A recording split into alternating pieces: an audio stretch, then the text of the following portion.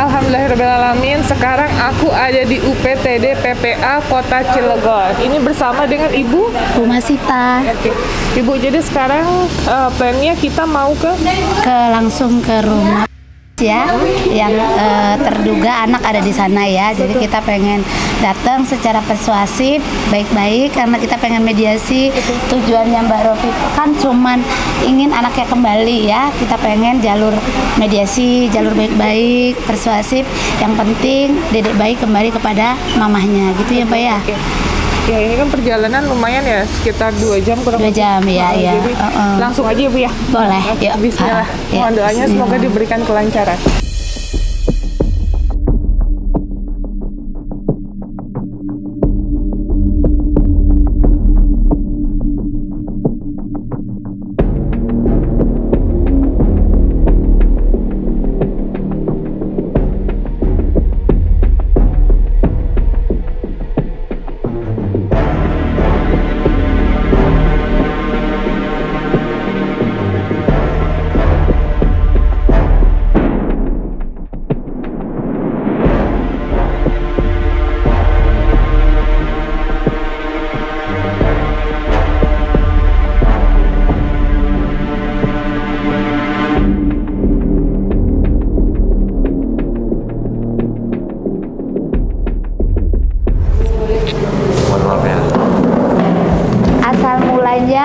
Beliau melaporkannya ini ke Mbak Novi. Pak Novi ini adalah YouTuber. Jadi beliau itu membantu gitu. Karena apa yang terjadi sama beliau? Beliau ini kehilangan anaknya. Ya, jadi anaknya ini begini ceritanya, Pak. Bu Rofikoh menikah siri dengan seseorang yang namanya Pak, orang Tangerang lah ya Pak ya, kerja di Tangerang. Setelah melahirkan, beliau ini dipisahkan langsung oleh suaminya dengan anaknya. Nah, dipisahkan yang memang beliau tidak tahu. Ini ada negosiasi di belakang situ, dia tidak tahu karena dia dalam keadaan lemah pada waktu itu. Dia dibawa, jadi ada 2 mobil, satu mobil dia, satu mobil itu mobil bayi itu dengan yang disebut dengan Bapak Asuh. Kenapa kami sampai ke sini? Karena Ibu Rofiko dan Mbak Novi sudah pernah datang ke sini, ke rumah bapak yang mengasuh anak itu sekarang, mengadopsi. Tapi dibilang adopsi kan nggak ada Pak ya? Karena tidak ada adopsi ya di kampung. Karena proses adopsi itu ada aturannya gitu ya. Jadi sehingga ini sudah pernah ke sini sekitar tanggal berapa Mbak? Tanggal 26 ya, 26 Januari. Bapak itu berjanji ingin mengembalikan di tanggal 26 Januari, tetapi alhamdulillah sampai sekarang belum, dan bahkan diblokir nomor ibu ini. Jadi kami pun sebetulnya gini Pak ya, saya sebagai lembaga yang dilaporkan, bukan kami langsung berpihak ke ibu ini, tidak. Kami mau cari sebetulnya betul enggak atau seperti apa, tetapi karena tidak bisa dihubungin, jadi maka kami ke sini Pak. Harapan dia cuma satu, anaknya kembali dengan jalan mediasi tentunya ya. Tetapi kalau tidak bisa kembali dengan cara baik-baik, berarti dia akan melaporkan ke ranah hukum.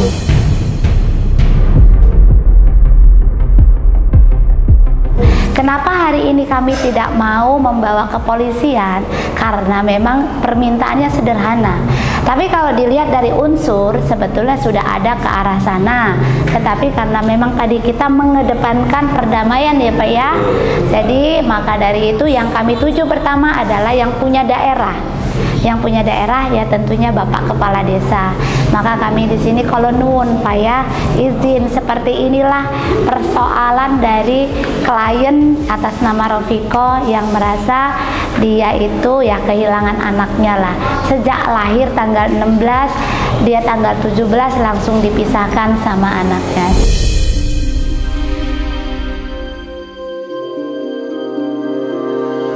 Seperti itu Pak. kepala desa, duduk persoalannya, izin, mungkin nanti akan disampaikan tambahan karena memang sebelum 1 Januari, yang ke kita tanggal berapa sih? 1 Januari, ini kan merupakan yang menjadi perantara itu adalah Mbak Novi. Jadi mungkin Mbak Novi bisa ceritain ya, anunya ya, asal. Ya Pak ya? Iya, jadi pada saat kita datang Pak, kita jam 6 ya, sekitar jam 6 malam. Tanggal 26 ya Mbak? Iya, tanggal 26. Kita tiba karena saya dari Jakarta langsung jemput banyak ke Cilegon, kita langsung ke sini dengan itikat kita musyawarah. Nah, kebetulan kita juga ada kerjasama sama LBH Pak, ya, lembaga hukum gitu yang ada di Lampung. Kita pikir ini mau musyawarah dulu baiknya seperti apa, karena saya juga mau lihat titik permasalahannya nih gimana nih awal mulanya. Tapi saya tidak disambut dengan baik, kita tunggu, katanya mau sholat dulu ya, sholat dulu, kita tunggu jam 7, setengah 8 sampai jam 8 nggak ketemu-temu Pak. Bahkan saya minta waktu sebentar pun dia tidak mau menunggu saya.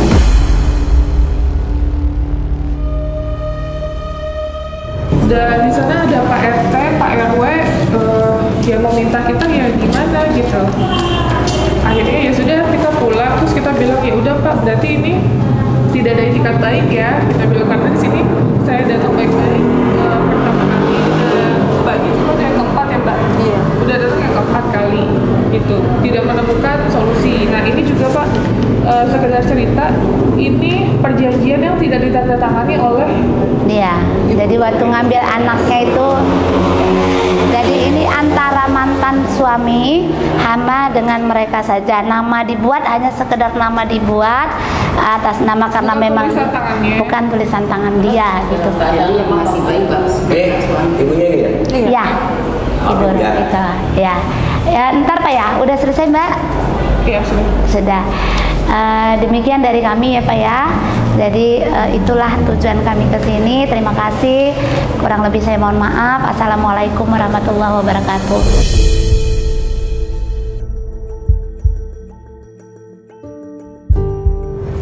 Yang dibicarakan oleh ibu tadi itu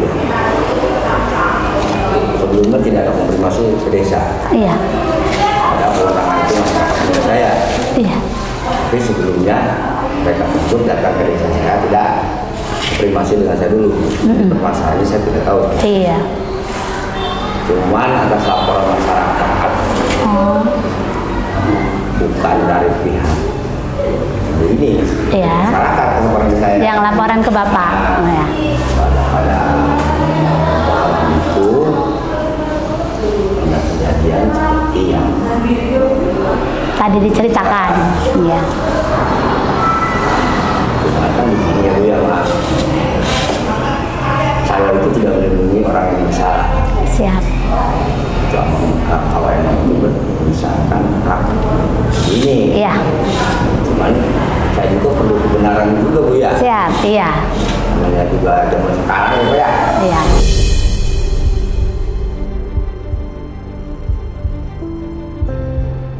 Awal melahirkan Mbak ceritain. Tanggal 17 Oktober jam 10 jam 10 pagi saya keluar dari bidan. Posisi keluar dari bidan saya masih lemah, Pak. Jangankan untuk berbicara dan minta tolong seperti ini dan seperti itu, tapi untuk jalan pun saya masih sempoyongan, masih kepala pusing. Saya dibawa sama bapak, yaitu dari bapaknya dari bapak. Sedangkan anak saya dibawa oleh bapak dan ibu istrinya. Kita jalan beriringan. Dia bilang kita bakal ke Labuan, ke rumah saya rawat. Tapi nyatanya pas begitu di Cinangka kita dipisahkan. Saya masuk ke arah Cinangka dan Pak lurus ke Labuan. Nah, saya baru ngeh ternyata mereka bohong, bilang mau disatukan, nyatanya tidak. Akhirnya saya dibawa ke rumah bapak di Cikande, di perumahan. 2 jam kemudian setelah sampai dari Cikande, saya minta pulang ke suami saya. Karena kenapa? Posisi saya tidak disatukan dengan anak.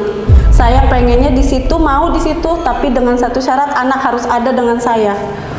Dan akhirnya saya pulang ke Tangerang di hari itu juga, di tanggal 17 hari Senin. Sampai akhirnya saya saya masih tidak berdaya Pak setelah persalinan. Setiap hari saya masih sering nanyain anak saya, sering sakit, sering nangis. Dan akhirnya di tanggal 22 telepon suami saya, yaitu minta untuk datang ke Cikande untuk menandatangani surat bahwa pernyataan menyerahkan anak. Saya nggak mau, karena kenapa? Saya nggak merasa menyerahkan, dan saya nggak merasa menjual, dan saya nggak merasa mengizinkan suami saya untuk memberikannya.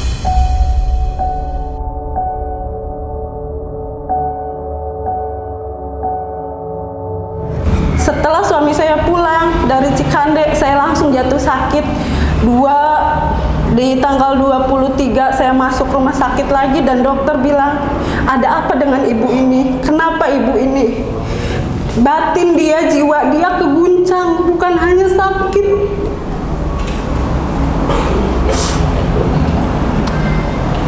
Saya berjuang Pak, ngelahirin dengan baik, dengan banyak keluhan, sakit ini, sakit itu. Setelah saya lahiran, berjuang nyawa, sungsang posisi anak saya, berjuang demi anak, tapi saya ujung-ujungnya dipisahin.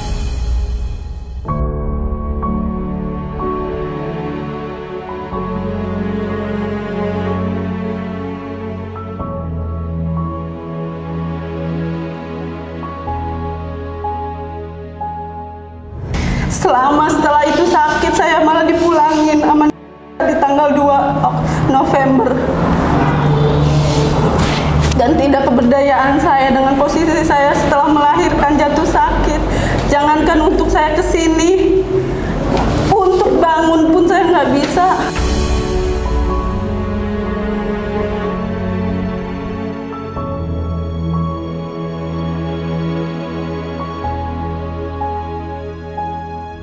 Setelah saya sehat, di tanggal 18 saya masih minta untuk mengambil anak saya kepada Bapak Adis.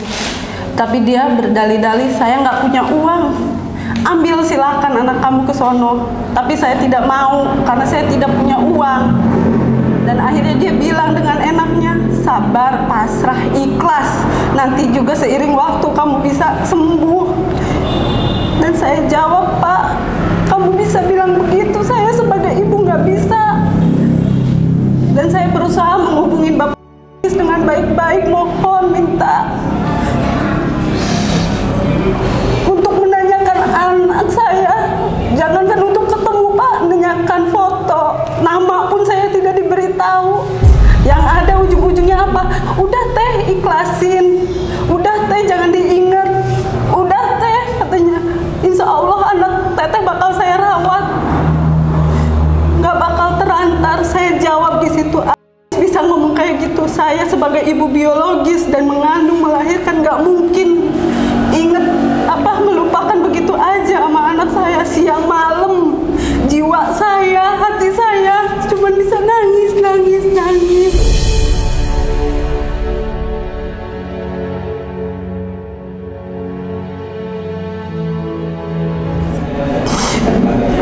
Akhirnya bilang kalau teteh nggak terima silakan LP. Berarti menantang ya Pak? Berarti ditantang ya Pak ya? Akhirnya kita di tanggal 8 Januari bermusyawarah secara kekeluargaan, bertemu dengan Bapak Adis, Bapak keluarga saya, termasuk wali saya nikah pun ikut, mama saya pun ikut. Dan akhirnya apa, Bapak bilang silakan teteh ambil anak teteh kalau emang teteh mau ngambil anak teteh, tapi dengan satu catatan, ganti semua kerugian yang selama ini saya keluarkan untuk anak teteh, mulai dari susu, pampers. Oke, akhirnya saya walaupun nggak megang uang sepeser pun Pak, sumpah demi Allahnya saya tantang balik Bapak. Berapa Pak? Silahkan Bapak ucapin. Akhirnya apa? Nanti ya teh, dirinci dulu. Di tanggal 8 Bapak bilang kayak gitu.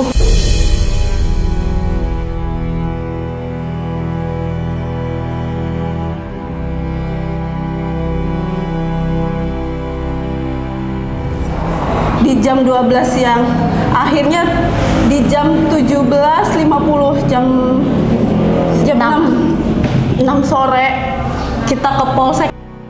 Saya bawa bapak, saya bawa keluarga saya bawa temennya. Kita bermusyawarah di polsek. Akhirnya apa? Alhamdulillahnya kepolsekan mendukung saya, balikan anaknya, balikan haknya, karena anak itu hak ibunya. Walaupun ada surat di situ secara di atas meterai tanda tangan seperti apapun, itu tidak sah karena adopsi proses panjang, harus ke pengadilan.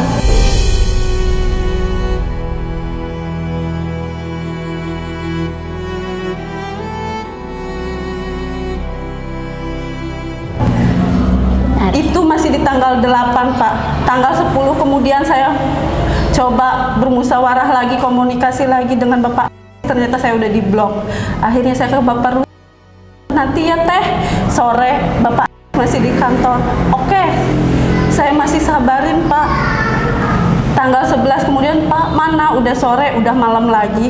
Nanti ya Teh, insya Allah besok rinciannya keluar. Saya tunggu lagi Pak, saya sabarin.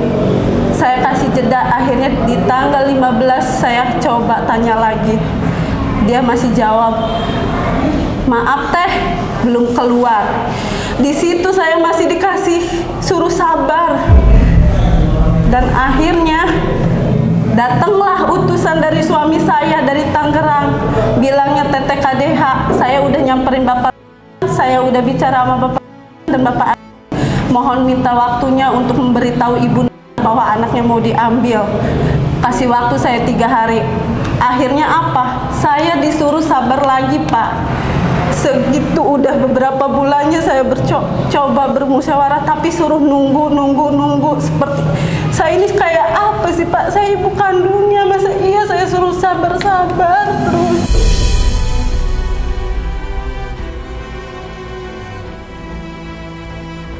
Tiga hari kemudian memang ada kabar yang saya harapkan kabar baik. Nyatanya apa Pak? Enggak. Justru Bapak dan bicara saya akan mempertahankan bayi ini karena ini hak saya. Hak apa? Ibunya melahirkan tidak. Ibunya mengandung tidak.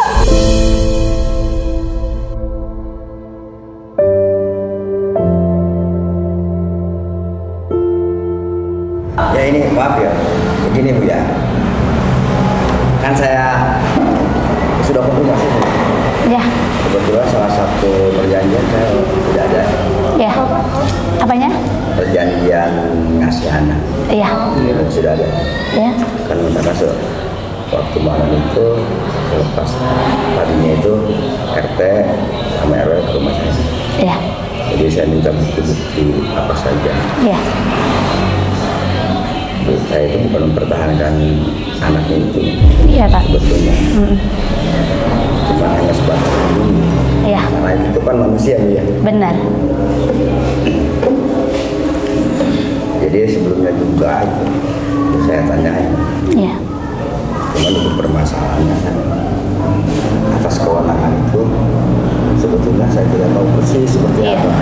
Karena itu salah satu langkah mungkin dari awal itu mereka sudah punya komitmen, cuman kan kita tidak tahu ya seperti apa komitmennya. Walaupun sudah bercerai, ya Bu ya, tapi tetap dia itu ayah kandungnya. Pakai apa Pak? Ini. Menyatakan ayah kandung pakai apa Pak? Enggak, ini nih suaminya, walaupun mantan. Cuman kan perjanjian ini kan sama suaminya nih. Pernikahan mereka izin Pak, pernikahan mereka siri secara undang-undang itu tidak bisa dikatakan anak bapaknya. Mohon maaf Pak ya. Tidak, itu bukan tidak sah. Gini Pak, Ibu tolong Bu secara hukumnya Bu. Betul ya Pak. Assalamualaikum warahmatullahi wabarakatuh. Bapak dan bapak-bapak yang semua yang semua saya hormati, saya jelaskan di situ bahwa di Undang-Undang Perkawinan Nomor 174, perkawinan itu adalah ikatan lahir batin antara pria dan wanita. Biasa Pak, dan kita kepada kepada masing-masing untuk bagian kedua dicatatkan, yang pasal 2 dicatatkan. Karena perkawinan ini adalah perkawinan di bawah tangan, perkawinan yang tidak dicatatkan, berarti tidak mempunyai hak hukum dalam hukum positif ini. Jadi kelahiran anak dalam hukum perdata pun, kelahiran anak yang tidak dicatatkan bahwa akan ikut ke ibu dan nenek-nenek kakeknya ke atas, tidak ikut pada bapaknya. Itu menurut hukum positif pun Pak ya. Tapi kalau di hukum agama Islam, kalau diakui itu memang itu hak dan kewajiban bapaknya untuk memberikan itu kepada Allah Subhanahu wa taala, apa itu urusannya ya. Iya. Karena itu hukum positif yang dianut. Saya bukan bahasa memberikan, bukan ya. Ya, tapi Bukan Pak, biar tahu duduknya Pak. Jadi Mak tadi kan ya, karena kata Bapak tadi kan biarpun sudah bercerai itu kan anak-anak kandungnya. Secara hukum dan perlindungan perempuan dan anak undang-undangnya kita menganut hukum positif tadi Pak. Jadi asal mulanya. Jadi kalau ada perkawinan di bawah tangan, maka yang berhak atas anak itu adalah ibunya Pak. ibu kandungnya. Ibu kandungnya.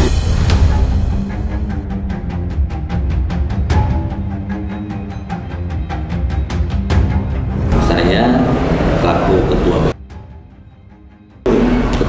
ini Pak Lurahnya, saya pun kaget, demi Allah kaget ya, sebab pada duduk di sini Pak ada KPI, ada apa lagi ini. Kronologis semacam itu mungkin betul apa disampaikan, betapa sakitnya seorang ibu. Saya juga merasakan walaupun laki-laki betapa sakit dan pedihnya ya, ketika kita perlu sayang disayangi oleh suami pedih Bu, saya juga ya. Nah, jadi alhamdulillah kronologis semacam itu bila perlu ya kita tindak lanjuti.